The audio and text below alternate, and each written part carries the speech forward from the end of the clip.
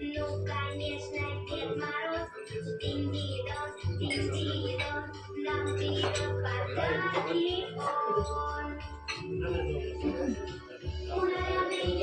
А есть пустой бокальчик на столом?